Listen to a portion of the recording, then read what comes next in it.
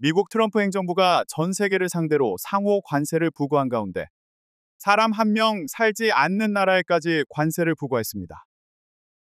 트럼프 행정부가 명확한 기준도 근거도 없이 무차별적으로 관세를 부과하며 일부 무인도까지 상호 관세 대상국에 포함시킨 결과로 보입니다.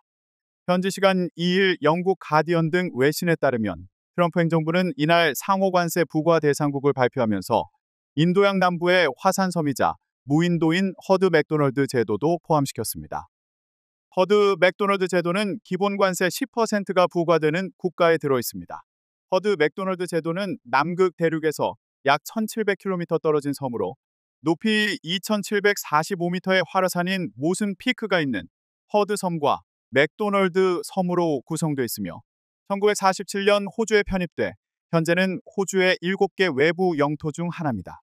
유네스코 세계자연유산에 등재된 이 섬은 호주 퍼스에서 배를 타고 꼬박 2주 동안 항해해야 닿을 수 있는데 사람은 단 한 명도 살지 않으며 해안 주변의 습지를 중심으로 펭귄과 바다표범, 바다새 등이 서식하고 있는 곳입니다. 도널드 트럼프 미국 대통령이 2일 발표한 상호 관세가 글로벌 스마트폰 제조업계에도 큰 파장을 일으킬 것으로 예고됩니다. 주요 스마트폰 제조사인 애플, 삼성전자와 중국 업체들이 정도의 차이는 있지만 모두 수십 %에 달하는 고율의 관세 폭탄을 맞게 됐기 때문입니다. 3일 정보기술업계에 따르면 애플은 자사 스마트폰의 90%를 중국에서 생산하는데 트럼프 행정부가 발표한 중국에 대한 상호 관세율은 34%에 이릅니다. 중국은 앞서 마약 유입 문제로 20% 관세가 추가된 상태인 만큼 이번 상호 관세율 34%가 더해지면 사실상 54%의 관세율이 적용된다는 것이 백악관의 설명입니다. 미국으로 수입되는 애플 제품에 54% 관세율이 적용된다는 소식이 전해지면서 뉴욕장 마감 후 시간 외 거래에서 애플 주가는 7.54% 폭락했습니다. 경쟁사인 삼성전자도 웃을 수 있는 처지는 아닙니다. 삼성전자 스마트폰은 베트남, 인도, 브라질, 한국, 인도네시아 등으로 생산지가 다변화되어 있습니다. 삼성전자가 공식적으로 제조국별 생산량 비율을 밝힌 바는 없지만 업계는 베트남에서 절반가량이 생산되고 인도 30%가량, 브라질, 한국 구미 공장, 인도네시아 등에서 나머지 물량을 소화하는 것으로 추산합니다. 삼성전자 스마트폰이 가장 많이 생산되는 베트남에 대해 미국이 부과한 상호 관세율은 46%로 중국 못지않게 고유입니다. 인도 상호 관세율 26%, 브라질 10%, 한국 25% 등은 중국과 베트남에 비해서는 상대적으로 낮지만 갑작스러운 인상을 감내하기에 녹록지 않은 세율입니다. 아울러 삼성전자는 지난해 스마트폰 출하량 22%를 중국 등 공장에 외주 생산을 맡기는 ODM 방식으로 생산했는데 이들 제품은 중국에 부과되는 54% 관세율 대상이므로 상대적으로 큰 타격의 대상이 됐습니다. 다만 ODM 제품은 중저가 모델인 갤럭시 M 및 A 시리즈가 대부분이어서 프리미엄 스마트폰이 대세인 미국 시장에서 입지는 크지 않은 편입니다.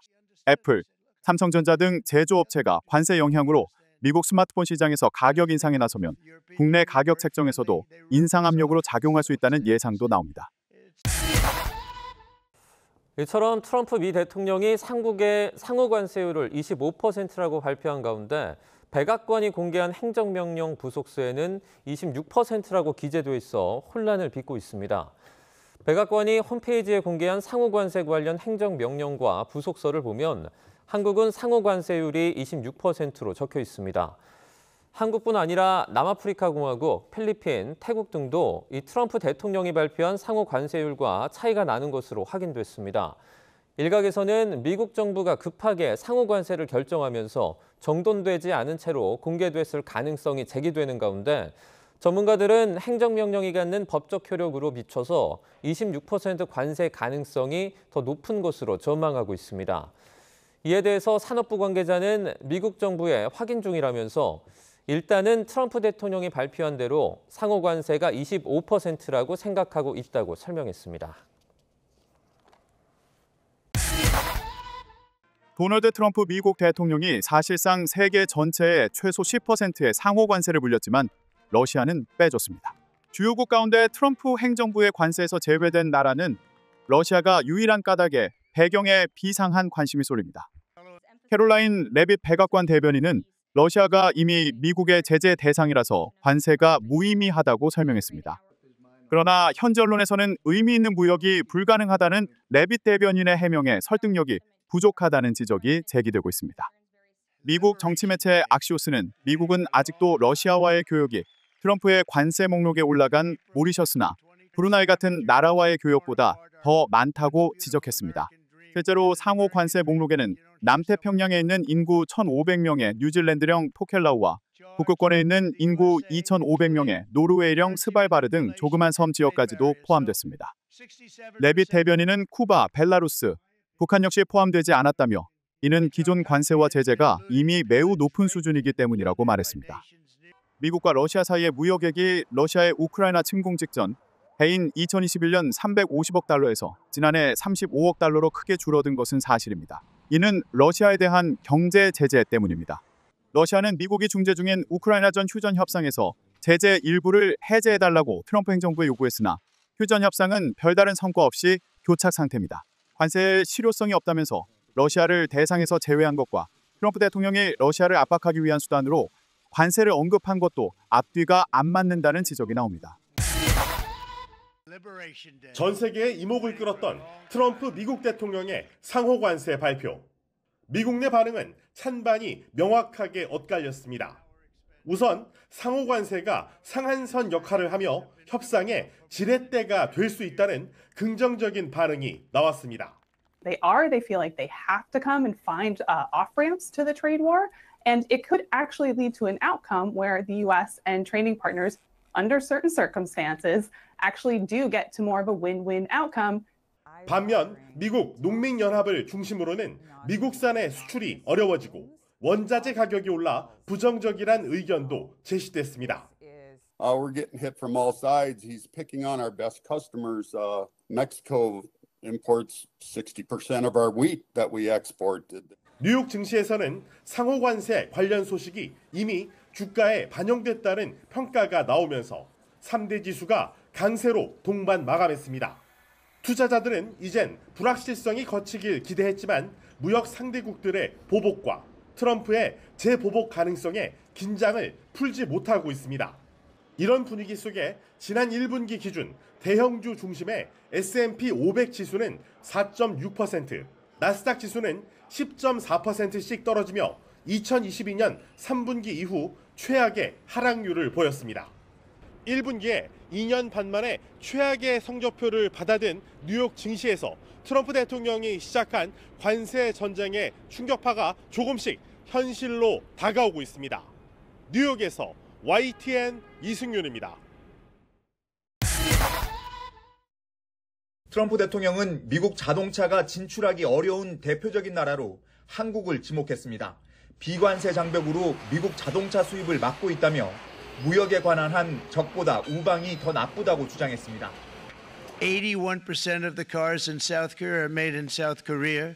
94% of the cars in Japan are made in Japan. In many cases, the friend is worse than the foe in terms of trade. 미국 쌀 수입에 대해서도 일본, 중국과 함께 한국을 문제국가로 거론했습니다. FTA 협상으로 40만 톤 이상 수입 물량에만 매기는 관세를 문제 삼은 겁니다. South Korea charges 50, actually they charge different from 50% to 513%, and Japan, our friend, charges us 700%, but that's because they don't want us selling rice and other things. 최악국가 명단에는 중국이 맨 위에 한국은 7번째로 들어갔습니다. 차트 설명에서 한국을 따로 언급하진 않았지만 대표적인 문제국가라는 점을 분명히 한 겁니다. 일본은 매우 터프하다고 표현했습니다. Japan, very, very tough, great people. And again, I don't blame the people for doing it. I think they're very smart in doing it. I blame the people that sat right in that Oval Office. 트럼프 대통령 발표에 앞선 사전 브리핑에서도 미국 고위 당국자는 한국 관세가 미국의 4배라고 거듭 말하며 잘못된 주장을 바로잡지 않았습니다. 워싱턴에서 YTN 권중입니다. My fellow Americans, this is Liberation Day.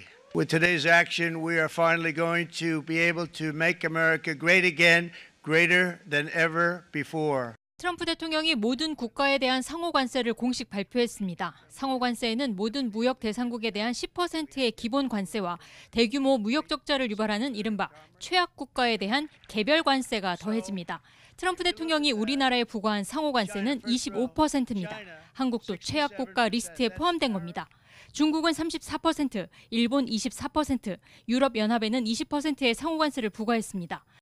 캄보디아에는 49%, 베트남 46%, 인도네시아와 스위스에도 30%대의 상호관세를 적용합니다. 10%의 기본 관세는 현지 시간 5일부터, 국가별 관세는 오는 9일부터 추가로 부과됩니다. 트럼프 대통령은 또 현지 시간 3일부터 자동차와 부품에 대해 25%의 관세를 부과하겠다고 밝혔습니다. Such horrendous imbalances have devastated our industrial base and put our national security at risk. That's why, effective at midnight, we will impose a 25% tariff on all foreign-made automobiles. 트럼프 대통령의 전 세계를 대상으로 한 상호관세 폭탄으로 국제 무역 분쟁이 본격화할 전망입니다. 리더십 공백 상태인 우리나라도 대응에 비상이 걸렸습니다. 워싱턴에서 YTN 홍상입니다.